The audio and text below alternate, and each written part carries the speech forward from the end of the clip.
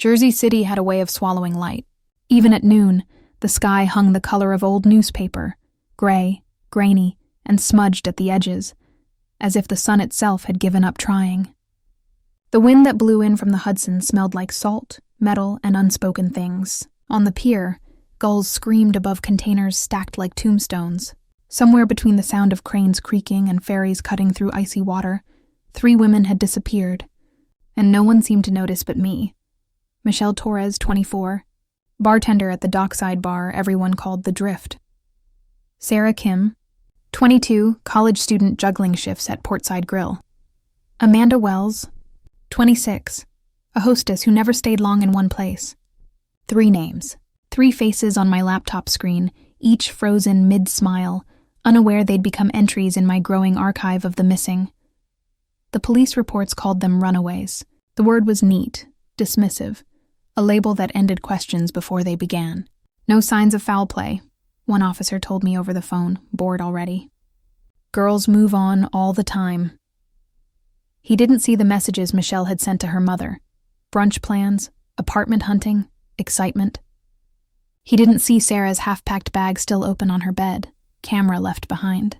And Amanda's cousin told me she'd been jumpy for weeks, checking shadows like she expected one to reach out and grab her. Runaways don't leave everything they love behind. They don't vanish without a sound.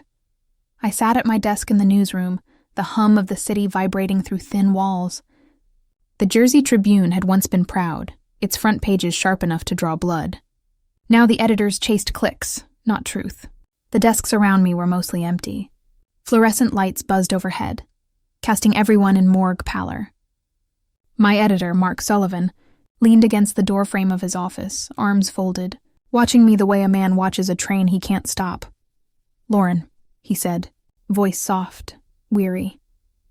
"This story, it's not just a story." I turned my laptop toward him. 3 faces stared back. "It's a pattern." He hesitated, then stepped closer. "You have proof?" "Not yet. Then you have a hunch, and hunches don't sell ad space." Maybe he was right, but I'd learned long ago that proof didn't fall into your lap. You dug it out with bleeding fingers. You earned it. That night I drove to the docks. The air was sharp enough to bite, the water black as oil. The warehouses loomed silent, their windows shattered, their graffiti-covered walls whispering about the things that happened when no one watched.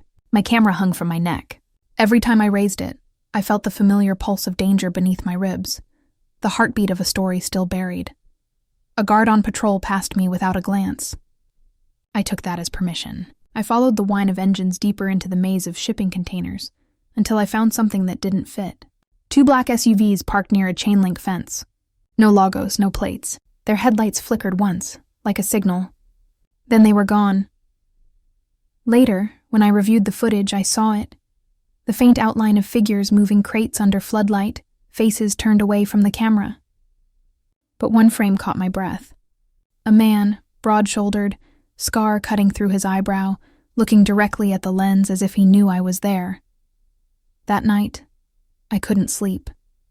I replayed that second again and again, until my eyes blurred and my hands trembled.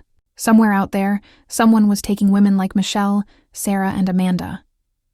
Someone was watching me back. The radiator hissed in the corner, spitting steam. Outside, sirens wailed and faded. I opened a new document on my laptop and typed 3 words in the headline field. Women. Missing. Again, this city had forgotten them. But I hadn't. Some truths, I knew, could only be earned through danger. And I was already in too deep to turn back. The night smelled like rust and rain when I went back to the docks. Jersey City slept behind me, its skyline glittering like false promises while the harbor kept its secrets. The air was colder now, sharp enough to sting, and each breath felt like swallowing knives. My camera was slung across my shoulder, the strap digging into my skin. I wasn't supposed to be here, not alone, not at this hour, but the story had its claws in me, and it wasn't letting go. The warehouse sat at the edge of the port like a corpse no one had buried. Its walls were cracked, graffiti curling up its sides like ivy choking stone. The windows were dark, and the silence was too complete to be natural. I parked 3 blocks away, killed the engine, and listened. No footsteps, no sirens, only the slow heartbeat of waves against concrete, the kind of quiet that hides teeth. I crossed the street and stayed in the shadows. Every movement was calculated. Step between puddles. Keep my camera ready. Every instinct screamed to turn back. I didn't. I followed the trail of tire marks that led straight to a rusted side gate hanging half open like an invitation or a warning. Inside the yard, the smell of oil and old metal mixed with something else. Something faint and sweet that didn't belong. Perfume, maybe, or fear from a stack of containers. I saw movement near the loading bay. 2 men stood under the glow of a single floodlight. Their voices carried, low and tense. Too far to make out words, but close enough to feel the danger in them. One smoked, the other checked his watch. They were waiting for someone. When the engine of a vehicle echoed through the air, I ducked behind a container and peered through the gap. 2 black SUVs rolled up slow and quiet. Doors opened. More men stepped out. No uniforms, no faces I recognized. They moved with the precision of people used to violence. Then I saw them bring something out from the first SUV. A shape at first. Then a person, a woman. Her wrists were bound. Her head hung forward. She stumbled when they pushed her toward the warehouse door. I froze. My fingers hovered over the camera. One click would expose everything, but could also expose me. The men glanced around as if they could smell a witness in the dark. I took the shot anyway. The shutter sound was soft, but in that silence it felt like thunder. I backed away before courage became stupidity. By the time I reached my car, my hands were shaking so hard I almost dropped the camera. I drove with headlights off until I hit the main road. The city lights looked different now. Colder, hungrier. When I got home, I loaded the photos onto my laptop. There she was. The woman. Her face half lit, half shadow. Behind her, the scarred man again. The same one from the previous footage. This time his face was clearer. The scar slicing through his left eyebrow. Expression blank, but his eyes cutting straight into the camera like he could see through the lens and into me. I zoomed in closer. A tattoo on his wrist. Letters barely visible. RCI. Maybe initials. Maybe something worse. I marked it down. My walls were covered now. Maps, photos, strings connecting names. I stared at them until my vision blurred into patterns. Every thread led back to this place. The warehouse. The man with the scar. A text buzzed on my phone. Unknown number. Just 2 words. Stop looking, my heart hit my ribs like a hammer. I checked the locks, pulled the curtains, turned off the lights. But the phone buzzed again. Another message. You're next. For a long time I sat in the dark. The city's hum pressed against the windows. The glow from my laptop lit the photo still on the screen. His face, his eyes. Watching me. I should have felt fear. Maybe I did, but beneath it was something stronger. Anger. If they thought a warning could stop me, they didn't understand me at all. The next morning, I printed the photo and pinned it above my desk. The scar, the eyes, the mark of a man who thought he owned the night. I whispered to myself what had become my promise. You're not invisible anymore. The rain came down in sheets that night, turning Jersey City into a reflection of itself, all water and light and danger. Lauren parked 3 blocks away from Lucia's restaurant and watched through the fogged windshield as suited men and women hurried through the glass doors, laughing like they belonged in a world where people didn't disappear. Her heartbeat thudded like a drum under her ribs. Each flash of lightning reminded her of the photo taped above her desk. The man with the scar, who looked straight into her camera and smiled like he knew her. She had called Amanda Wells that afternoon, and the woman's voice had trembled when she spoke. Meet me at Lucia's after 9. She had said short breath, quick words like someone afraid of being overheard. I can't talk now. Not here. Now. It was almost 9, and Lauren's pulse wouldn't slow. She checked her phone again. No new messages, no backup. She had told Mark she was following a lead, but not where he would have stopped her, and she couldn't let him. She needed the truth. Lucia's was all polished wood and gold light, warm air thick with the scent of garlic and wine, the kind of place where powerful men discuss deals while pretending to care about dinner. Lauren walked, soaked from the storm, her coat dripping onto the marble floor. The hostess gave her a practiced smile. Table for 1. The back. She said, her voice steady though her hands weren't. I like quiet corners. The woman led her past laughing diners into a dimmer section where 4 tables sat half empty. Lauren took the seat with her back to the wall, her eyes on the door. Her nerves burned raw as she ordered coffee just to have something to hold at 8:53. Amanda stepped out from the kitchen, and Lauren recognized her instantly from the photo. Curly hair pinned back wide, frightened eyes. She carried a tray, her movements too stiff to be natural.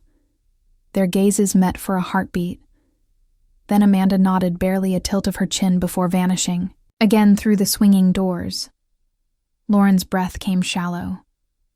The rain hammered harder outside. A waiter refilled her cup, and she thanked him without looking up. The clock on the wall crept toward 9. She felt eyes on her from somewhere, not the curious kind, the cold kind that measured distance and exit routes. At 9:12, 2 men entered. The room changed before they even spoke. People didn't stare, but they noticed. The taller one scanned the place with precision, every movement controlled. Every instinct in Lauren screamed to leave, but she couldn't move. He had a scar cutting through his left eyebrow. The air thinned. The waiter passed close enough that she smelled wine and smoke.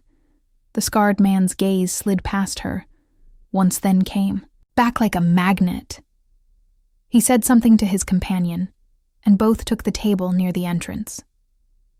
They wanted to see every door, every path. Out, Lauren's fingers trembled as she reached for her phone, but she didn't dare lift it. The screen's glow might betray her. She could call the police, but what would she say? Men are watching me. That wasn't a crime. Not yet. Amanda appeared again, walking fast, her hand shaking as she placed a glass of water on Lauren's table. She leaned close, just enough to whisper, "They've been asking about you. Someone saw you taking photos at the port. You need to leave right now." Lauren's throat went dry. "I can't. They're blocking the exit." Amanda's eyes darted around. Desperate. The kitchen. Go through. The back door. She started to move away, then froze. One of the men at the front had turned toward them. Lauren felt his stare before she saw it, cold, deliberate, the kind of gaze that marked ownership. She forced herself to look away. She grabbed a napkin and the pen from her purse. Her hand moved on instinct. 3 thick letters carved into the paper. Help. She placed it near the edge of the table, turned outward, hoping anyone would notice. The waiter passed by without looking. The clock ticked, loud as thunder. Then a shadow fell across her table, not from the scarred man, but from someone else. The air shifted heavy with authority. She looked up and saw him. A stranger in a tailored black suit, dark hair slicked back, sharp jaw, eyes that carried calm and danger in equal measure. Table 12. He picked up the napkin, folded it once, tucked it into his jacket pocket, and spoke quietly. "You're having a difficult evening." His accent was smooth, not quite American, something Mediterranean that turned every word into silk. She stared, unable to speak. He nodded slightly toward the men at the front. "You're going to get up and walk with me. When we leave, you don't look back." "Who are you?" she whispered. "Someone who just decided to make your problem his problem." He rose, offered his hand, and smiled. But it wasn't kindness. It was warning. "Come with me." Lauren, hearing her name on his lips, froze her where she sat. She hadn't told anyone. She didn't have time to ask how he knew, because the scarred man stood too, eyes narrowing like he finally recognized her. The stranger's hand closed around hers. Firm, steady, unyielding. "We're leaving now," he said, and for the first time all night, she believed she might actually survive. Rain pounded against the pavement as Lauren stumbled out of Lucia's, her hand still trapped in the stranger's firm grip. The sound of the city blurred into the rush of her own heartbeat. He moved with calm purpose, not dragging her, but guiding her through chaos. People turned to look, and then looked away. Something in his presence warned them not to interfere. He led her to a black car parked under a flickering streetlight. The driver opened the door without question.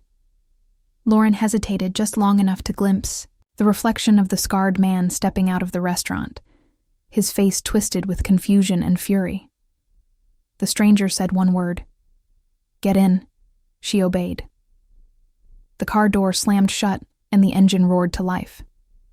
Tires hissed against wet asphalt as they pulled into the dark streets.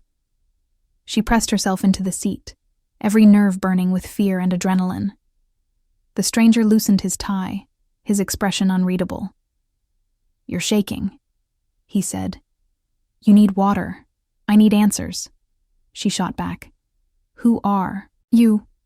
Why were you watching me?" He gave a quiet laugh. Not cruel, but edged with danger. "I wasn't watching you. Miss Reed. You happened to cross a room full of people pretending not to see what was happening. I just happened to notice things other people ignore." He handed her the folded napkin from his pocket. The ink was smudged by rain, but the word was still there. "Help you don't know what kind of fire you started," he said softly. Her chest tightened. "What do you mean?" He turned to the window, his reflection, sharp against the city lights. "My name is Gabriel Richetti. The docks, the warehouses, the men. You've been photographing. They all belong to people I know too well. People who once worked for me." Lauren's breath caught in her throat. The name Richetti wasn't new to her. It had appeared in old Tribune articles. Blood and politics tangled around it. Gabriel Richetti, the reformed king of the Jersey underworld, a man whispered about in fear and fascination. "You run this," she said. "You're part of it, no." His voice was steady, controlled. "Not anymore." She almost laughed then, because disbelief was the only thing holding her together. "You expect me to believe that?" He turned to face her fully. His eyes were darker than the storm outside. "If I were still, that man, you'd already be dead.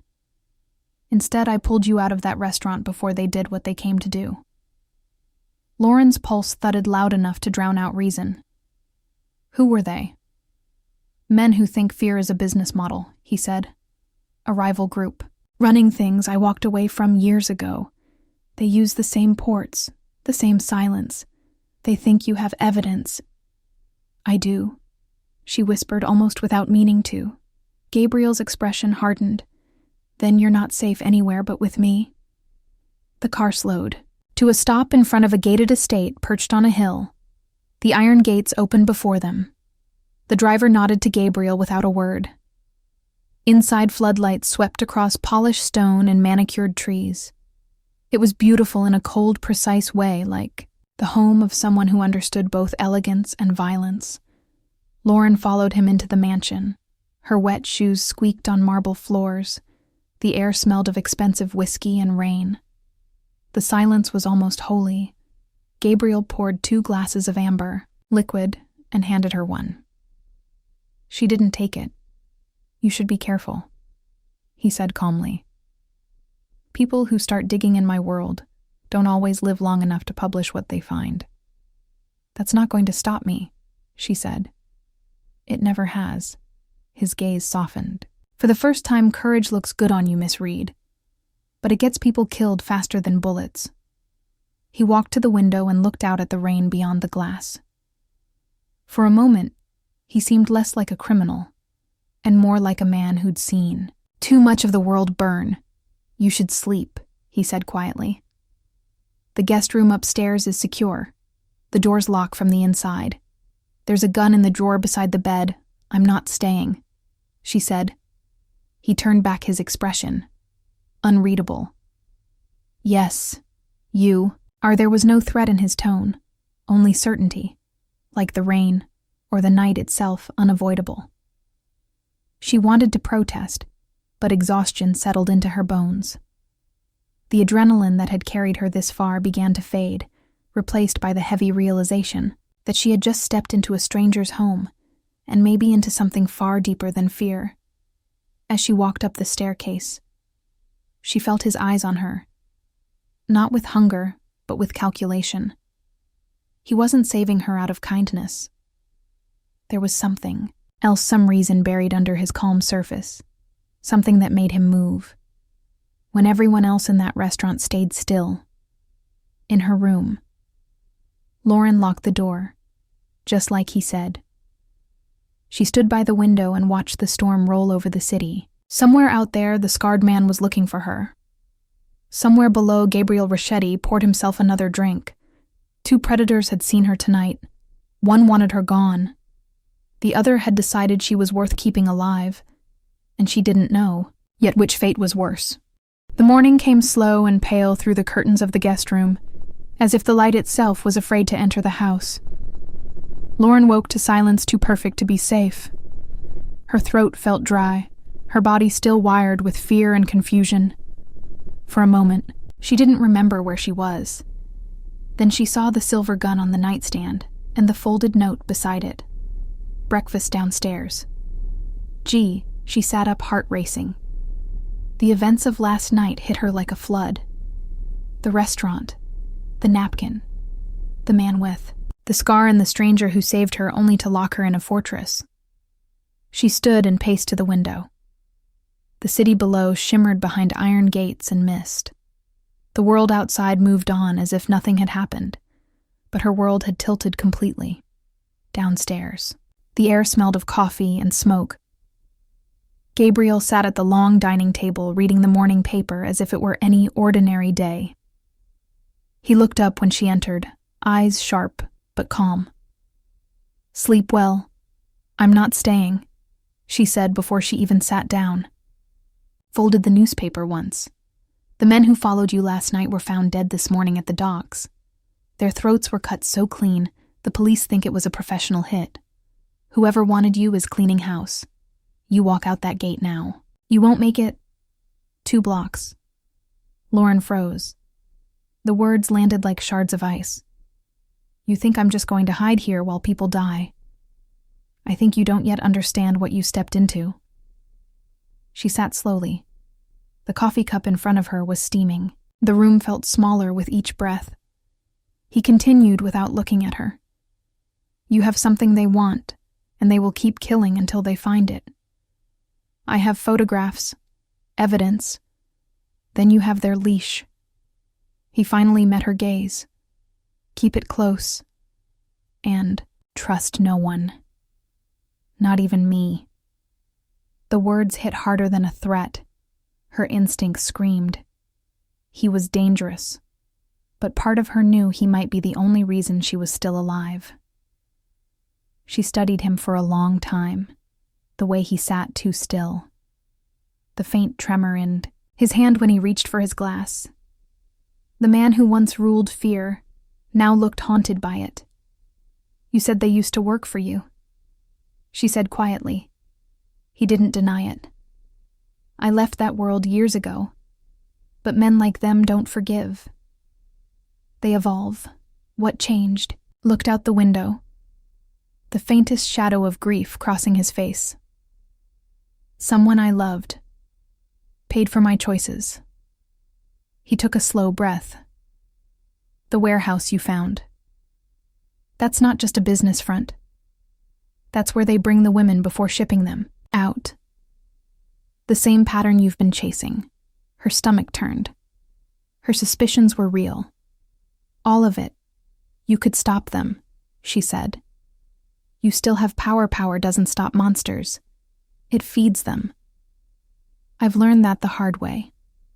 The tension in the room was electric. She leaned forward. "I'm not running, Gabriel. If I disappear now, they win." He stared at her for a long beat. Then he smiled. But it wasn't amusement. It was respect. "You remind me of someone who didn't know when to be afraid, who was she." He didn't answer. Instead, he stood and walked toward the door. "There's a safe room downstairs.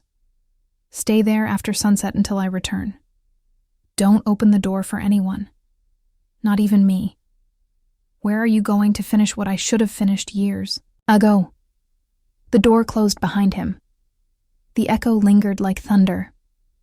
Lauren sat alone listening to the house breathe. The clock ticked loud in the silence. Outside, the rain started again, soft, then harder, until it drowned every other sound. Her phone buzzed. A new message. No caller ID. This time, it wasn't a threat. It was a photo of her taken from outside the house. Her heart stopped before she could move, the window shattered. A figure in black burst through glass and rain, knocking her backward. The gun on the table slid out of reach. She scrambled across the floor, trying to reach it, when a second figure entered through the doorway, but this one grabbed the first by the throat and slammed him into the wall. The struggle was brutal, fast, precise. When it was over, the attacker was motionless. Gabriel stood over him, breathing hard, a cut bleeding down his cheek. He looked at her, then at the photo glowing on her phone screen. They found you. He wiped the blood from his jaw, his eyes dark with fury and something else. Not anger. Not yet fear. But close to it. From now on, he said, you don't leave my sight. Lauren stared at him, chest heaving. Somewhere deep down, she knew this was no longer just about a story. This was a war, and she was standing beside the most dangerous man in it.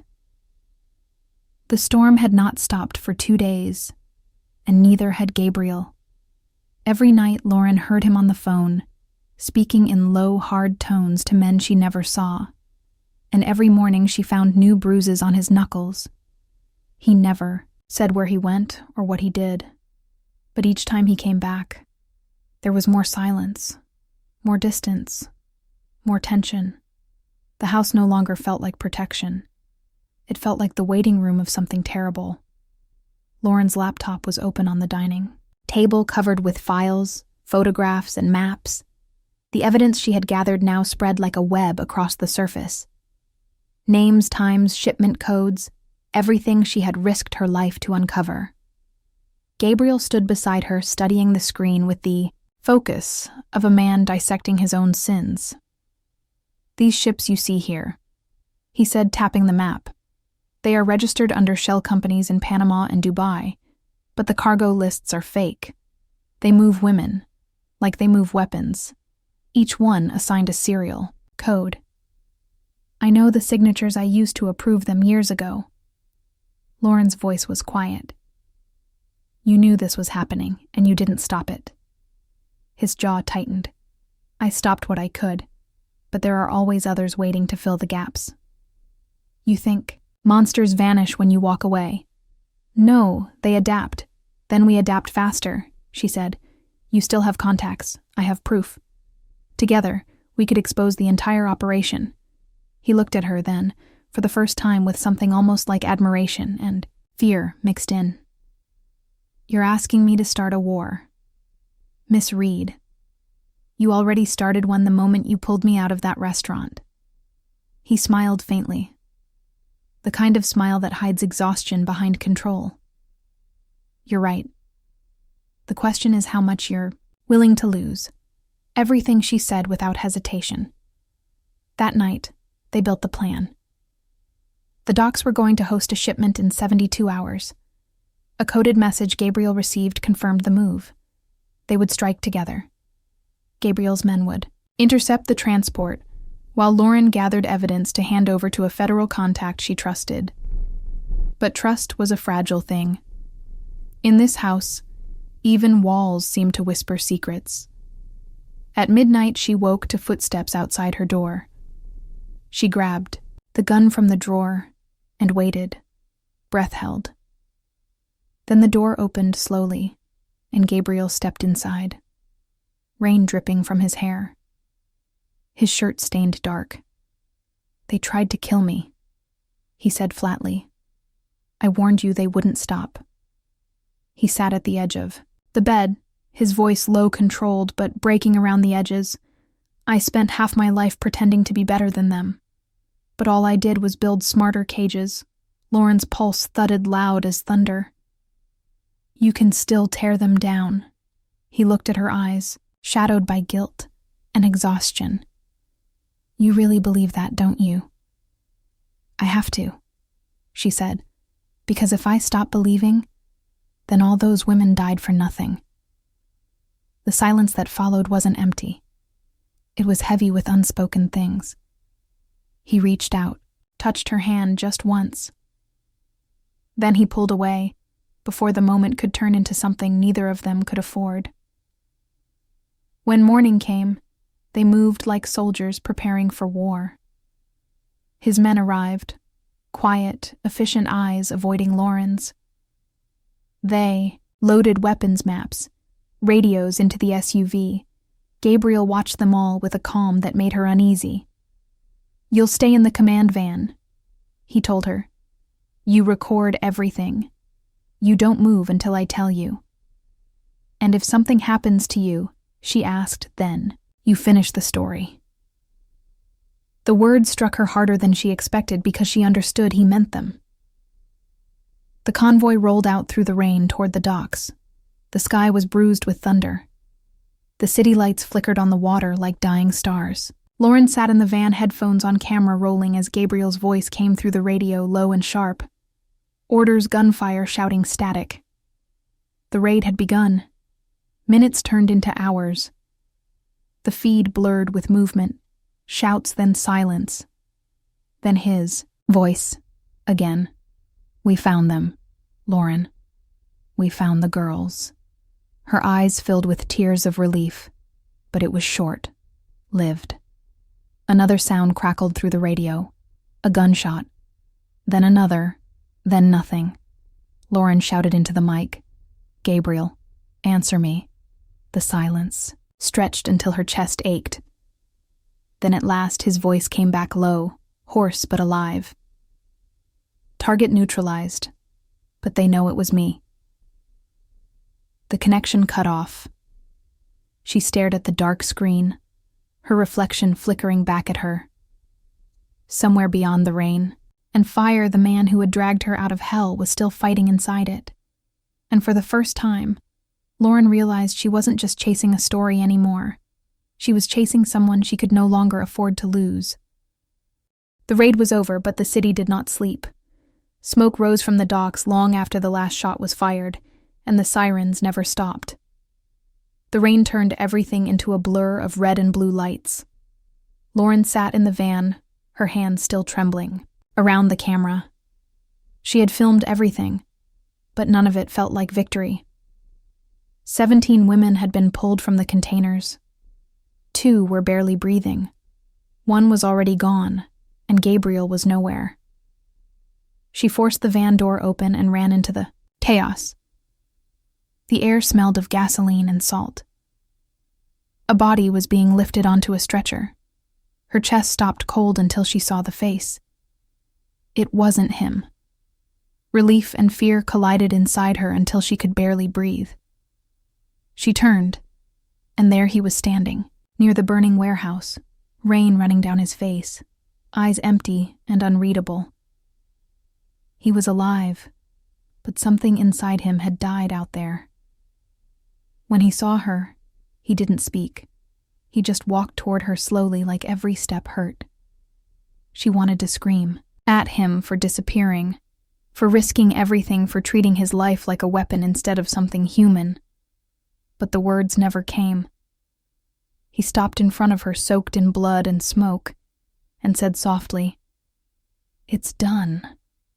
"No, it isn't," she whispered. "The people behind this are still out there." He looked past her to the flashing lights of the ambulances. "They will vanish before dawn. Money buys silence. You know that better than I do." "Then we make noise," she said. "We show the world what they did. Have footage. Names. Roots. Everything." He studied her eyes for a long moment. the faintest trace of a smile tugging at his mouth. "You sound like someone who believes the world still cares." "I have to," she said, "because if I don't, then all of this is for nothing." That night, Gabriel didn't go home. He took her to a safe hotel under another name, the kind of place that smelled of cigarettes and secrets. The walls were thin, but his presence filled the room. She tried to sleep, but the image of the rescued women haunted her. Every face was another reason not to stop. Sometime after midnight, she heard him pacing, the sound of a glass hitting the table. Then his voice quiet and tired. "You know what the police will say tomorrow? They'll call this an internal dispute. They'll erase the victims from the reports. They'll say Richetti men fought. Richetti men, and the truth will die before sunrise." She sat up the dim light, catching the sharp angles of his face. "What if we don't let it die?" He turned to her, his eyes darker than the night outside. "You want to release the story? Yes, with evidence, names, and locations." He walked closer, stopped inches away. "If you do that, they'll come for you first. They'll come for everyone you love. Then they can try," she said, because her voice shook. But her resolve didn't. For a long time, he said nothing. Then he brushed a wet strand of hair from her face. It was the smallest gesture, but it broke something in both of them. "You're impossible," he said.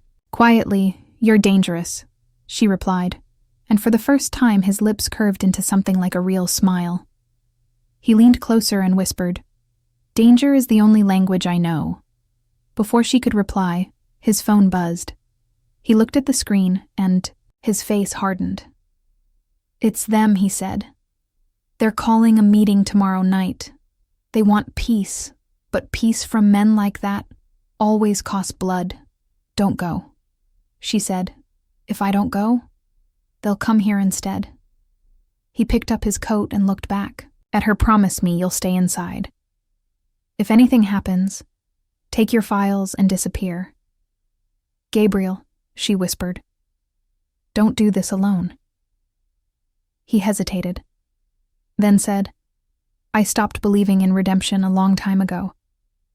But maybe saving you was the start of it." Then he was gone. The door clicked shut behind him, and she was alone with the rain. Hours passed before her phone vibrated, a message. No name, no number. One word. Meeting. Her stomach turned. She knew he was walking into a trap.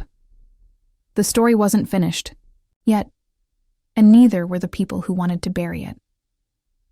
Lauren grabbed her bag, the hard drive and the gun. He had taught her enough to survive, but not enough to stay still. The night waited for her outside, slick and dangerous, and she ran into it without looking back because she had learned something about truth. It doesn't wait for permission. It only waits for someone brave enough to chase it. The night swallowed the city whole. Lauren's breath came out in sharp bursts as she ran through the rain-soaked streets, her coat plastered to her skin. She didn't care about the cold, only about the address glowing on her phone screen. The message had led her to the edge of the industrial district, the same place where this nightmare had started. The meeting Gabriel had gone to was happening inside the old Crescent Hotel, a building long abandoned by the living but not by ghosts. She pressed herself against a crumbling wall, peering through a broken window. The lobby was dark, except for a single hanging bulb, and beneath it a table surrounded by men in suits. They weren't here for peace. They were here for execution. Gabriel sat across from a man she didn't recognize. Tall, pale eyes like glass, and a voice that carried authority, even through the rain.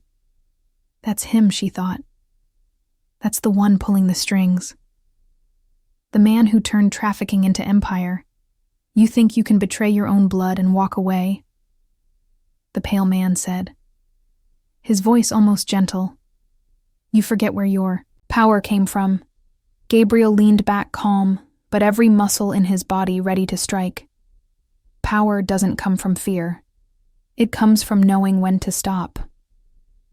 The man smiled a slow, cruel smile. And when did you start pretending to have a conscience, Lauren's pulse pounded so loud she could barely hear their words. She raised her camera and started recording. She zoomed in on the man's face, and then everything went wrong.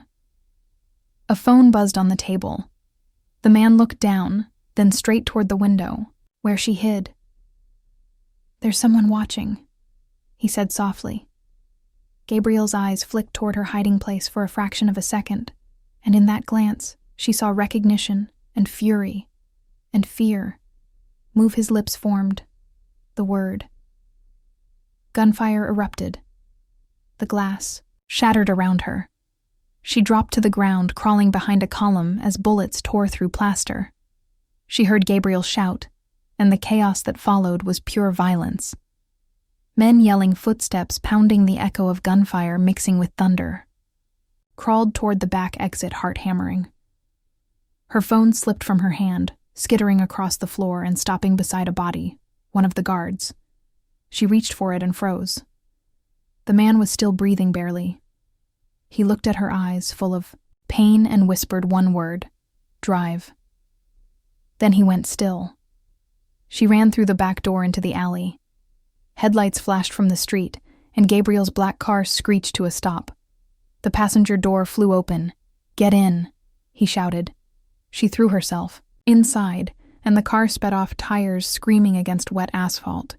He was bleeding, a deep red stain spreading across his shoulder. She reached for him, but he waved her off. "Not now." His voice was rough. "We got what we came for." "You're shot." He laughed. "Weakly happens when people shoot at you." She pulled off her scarf, pressed it against the wound. "Hold still, Gabriel." His hand caught hers for a second. His grip weak but deliberate. "You shouldn't have followed me. If I hadn't, you'd be dead." "Maybe," he whispered, "but now you're in this deeper than you understand." She looked at him, eyes burning. "What did you get from that meeting?" He opened his coat pocket, pulled out a flash drive, small, silver, and blood-stained. The names of every buyer, every account, every shipment date. They can't bury it now. Lauren stared at it like it was a living thing. "You risked your life for this."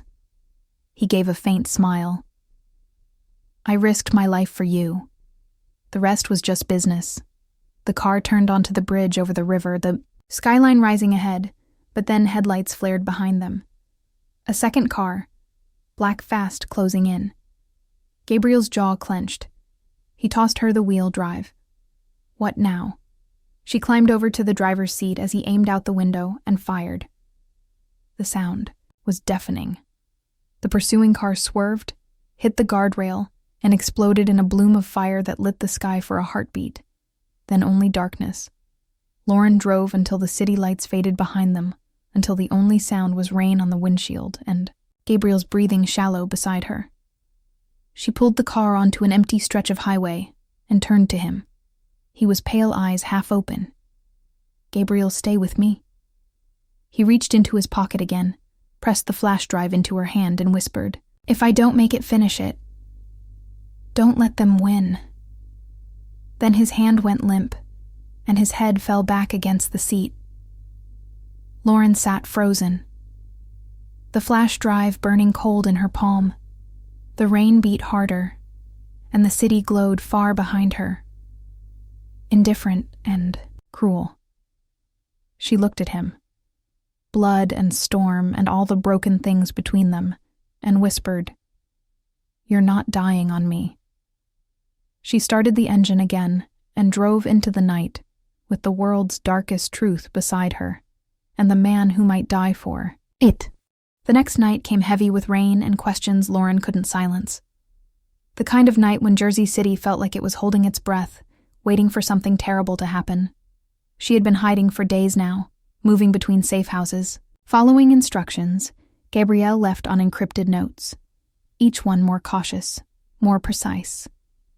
But tonight, he wanted her to meet him again.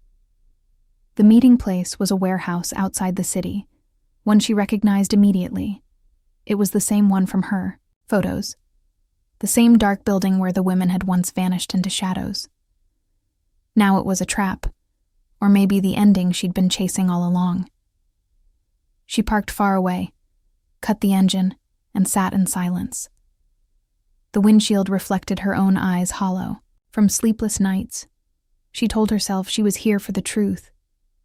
But her hands were trembling, like someone waiting for a goodbye. Inside the warehouse, every sound echoed the rain tapping metal, the low hum of electricity, the faint crunch of boots. On concrete, Gabriel stepped out of the shadows, his coat damp, his expression unreadable. For a heartbeat, she wanted to run to him, but there was distance between them that felt wider than the ocean. "You shouldn't have come," he said quietly. "You asked me to. I didn't think you would actually listen." His voice was tired, not angry, just worn down by too many choices and too much blood. "What is this place?" she asked. "You said it was over." "It's never over, Lauren. Not for people like me or people like you." He gestured toward a stack of crates covered with plastic. She pulled the cover back, expecting weapons. Instead, she found files, photographs, lists of names, government officials, business owners, every thread tied to the trafficking ring she had spent months chasing. "You kept everything," she whispered. "Evidence." Gabriel said, "The kind that never sees a courtroom because the people it implicates are the ones writing the laws." She looked up at him. "What do you expect me to do with this?" "Tell the world, if you can survive long enough." A sound broke through their argument, the distant rumble of an engine. Gabriel froze. "Someone's coming," he said. And the way he said it made her heart seize. Light swept through the cracks in the door. Men's voices, followed low and deliberate. Gabriel pulled her behind a steel column, pressed a gun into her hand. "You ever used one of these?" "No, then pray you don't have to." The first explosion wasn't loud, just close enough to shake the floor. Dust rained from the rafters and smoke filled the air. Gabriel fired back twice, precise, controlled. The gunfire answered from every direction. "You set me up," she shouted over the chaos. "I set us free," he said, and she saw it. Then the truck hidden behind the crates, the countdown blinking red beside the detonator. He had planned this all along. Gabriel. "No." She grabbed his arm, but he shook his head. "You wanted to expose them. I'm giving you proof. The explosion will destroy their shipment, their records, their entire operation. They'll come after me. Not you. I'm not leaving you. You already did when you chose the truth over safety." He pulled her toward the exit, shoved the evidence drive into her jacket and kissed her hard quick, desperate. "Go now, Lauren, before I change my mind." She ran even as the light behind her grew white and the world tore apart. The blast threw her to the ground, her ears ringing, her lungs burning. She turned. Once saw the warehouse collapsing. Saw a figure still standing inside, framed by fire. For a moment she thought he smiled. When she woke in an alley hours later, the sky was gray again, the rain soft and endless. The flash drive was still in her hand, cracked but intact. On the screen of her shattered phone, one unread message waited, from an unknown number. It read, "Only truth survives." "Tell our story." Her tears mixed with the rain as she looked toward the smoke on the horizon, knowing the war wasn't over, and the man who had saved her might still be out there watching from the dark. The night was a blur of sirens and silence. Lauren drove through streets that shimmered with the memory of fire. Gabriel was unconscious beside her, his skin pale, his pulse fading with every mile. She didn't know where she was going. Only that stopping meant death. She followed instinct and fear, until she reached an old church on the outskirts of the city, the kind of place no one looked twice at. She pulled him inside. The pews smelled of dust and candle wax. She tore her scarf to stop. The bleeding pressed hard against his shoulder. Gabriel groaned, his voice a whisper. "You should have left me and let you die." She said, "Not a chance." He tried to smile. "You sound like her." "Her who?" He didn't answer. His eyes fluttered shut. She worked. Fast. She had called Mark, her editor, on a burner phone, told him to meet her in 1 hour, with a drive to upload the evidence. She didn't tell him about Gabriel or the danger, only that the truth couldn't wait. Outside, thunder cracked. The world felt like it was holding its breath. She looked at the flash drive, still streaked with Gabriel's blood. The weight of it was unbearable. Inside it were names, men in suits, politicians, judges, the kind of people who could end her life with a phone. "Call." Gabriel stirred. His voice came rough, low. "Promise me something. If I don't wake up, burn the docs, every last one." "You'll wake up," she said. He caught her hand, his grip surprisingly strong. "You think this ends with a story, but it doesn't. They'll come for you because you made them look human, and monsters can't stand mirrors." She wanted to argue, but footsteps echoed outside. Mark's voice called softly, "Lauren, it's me." Relief flooded her. She opened the door just enough to let him in. He looked older than she remembered, fear etched deep into his face. "You look like hell," he said. "You have it?" she asked. He held up a second flash drive. "The upload will take a few minutes, but once it's live, every major outlet will have it." "Good," she said. Then her heart froze, because behind him, through the rain, she saw a shadow move, another and another. The air changed like electricity before lightning. "Get down," she shouted as bullets shattered the stained glass windows. The world exploded into chaos. Gabriel was up now, gun in hand, firing through the smoke. Mark dragged Lauren behind the altar. One of the attackers fell, but another stormed in.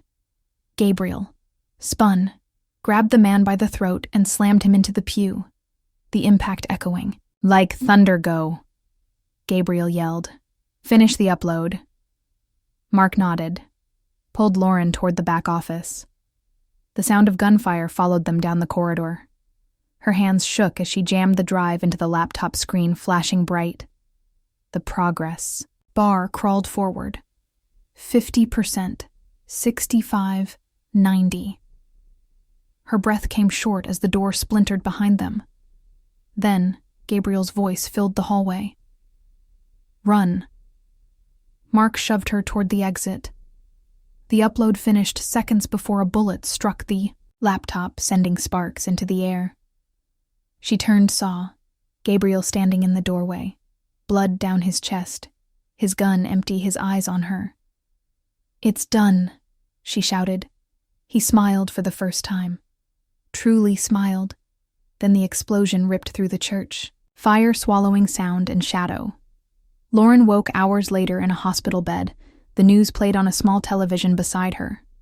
The headline read, "Human Trafficking Network. Exposed billion-dollar empire falls." Her eyes blurred as the reporter said, "A name, Gabriel Ricchetti, former crime figure found dead after saving journalist Lauren Reed." She turned her face away from the screen, tears burning behind her eyes. In her pocket, the flash drive was gone, replaced with a single folded napkin. The word written on it wasn't help anymore. It was home. Weeks later, when the world moved on and the story faded into history, she returned to the ruins of the church. The sun was setting over the river, and the air smelled of rain. She placed a white rose where the altar had been. "You were wrong," she whispered. "Redemption isn't a myth, it just costs everything." As she walked away, the city lights flickered on behind her, and for a heartbeat, she thought she saw him in the reflection, watching from the shadows, silent, proud, unbroken. Lauren Reed vanished from public life after that, but her articles changed laws, saved lives, and dismantled empires. The story that began with a single napkin ended with a legacy written in blood, truth and love, that refused to die.